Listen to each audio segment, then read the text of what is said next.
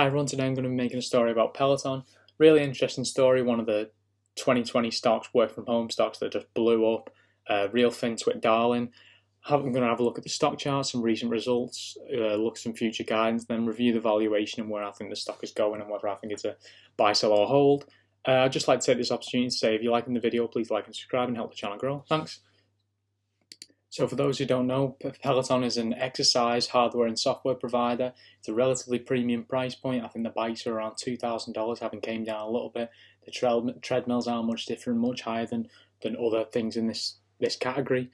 The important thing about Peloton and why it's an attractive investment, because I'm not really interested in hardware companies, is the connected fitness app. So a subscription fitness app that offers classes and things like that. There's a couple of different price tiers in a similar vein to other subscriptions of this kind.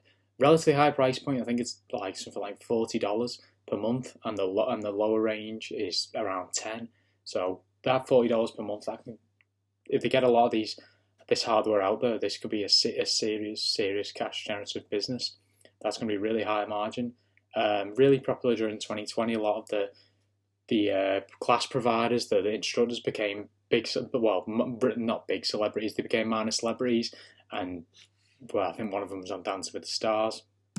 So as I mentioned, this was an incredible stock to own in 2020, and if you'd have sold in November, December 2020, you'd have been up a tremendous amount.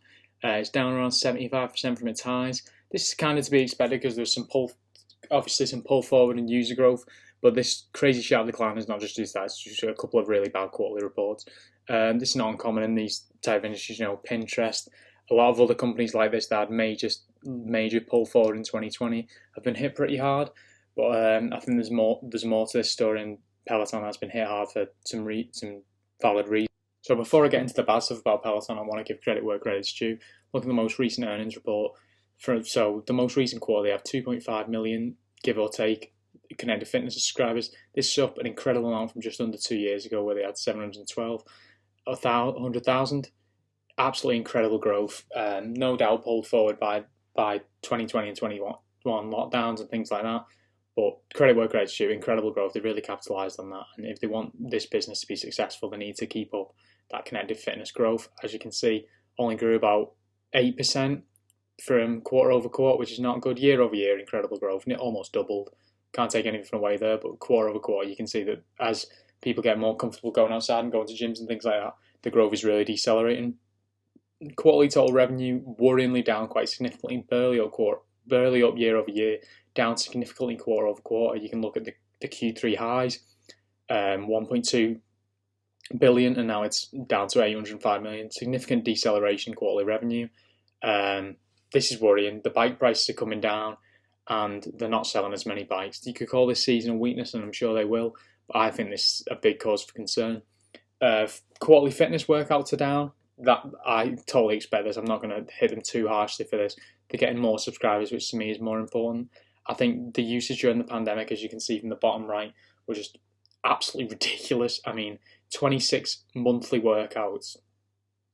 That's kind of insane considering the length of these workouts that people will be doing, almost one a day per subscriber. That's nuts. I think even the Q1 numbers of 16, I think this is probably slightly above average where I would expect the mean to be.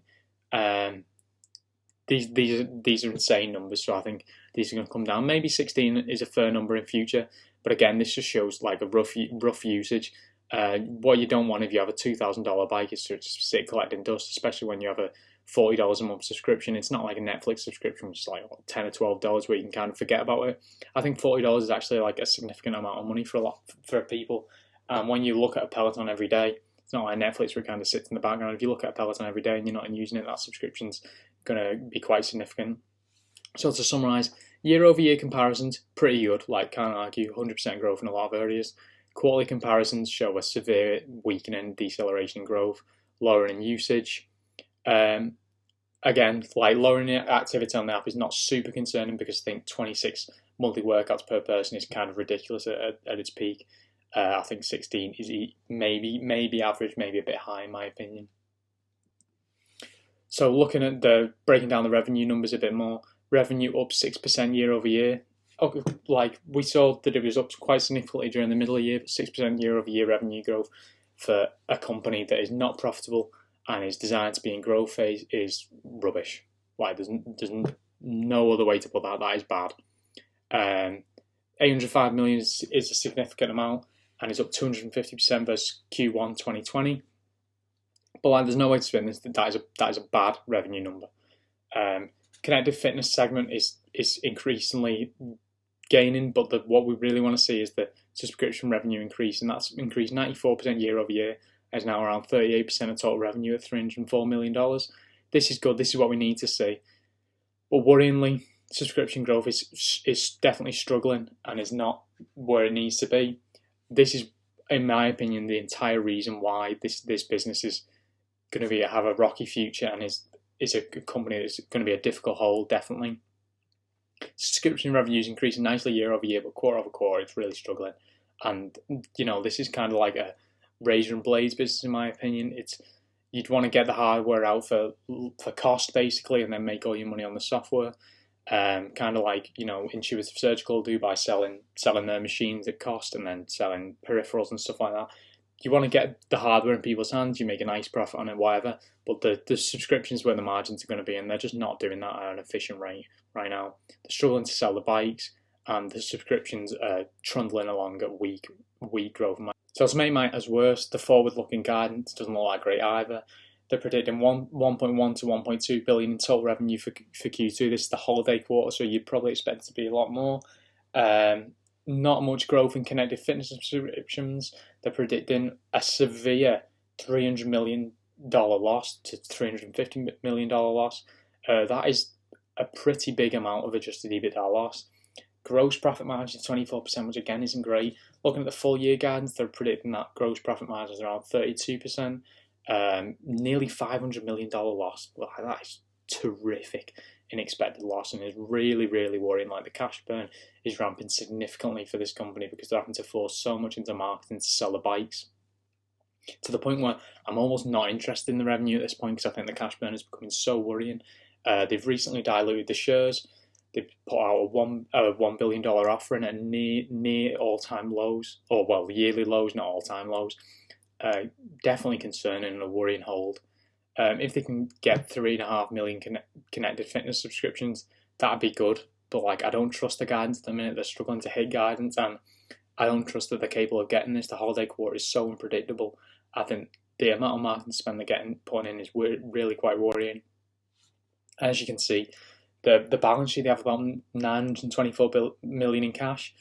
Yes, they've had to dilute shares recently to get another billion, but the cash burn is starting to look really worrying. If you're burning $400 million a quarter, that is definitely concerning, considering they were net income positive at the same period last year. Of course, last year was a whole different set of circumstances, but $400 million a quarter, that is bad.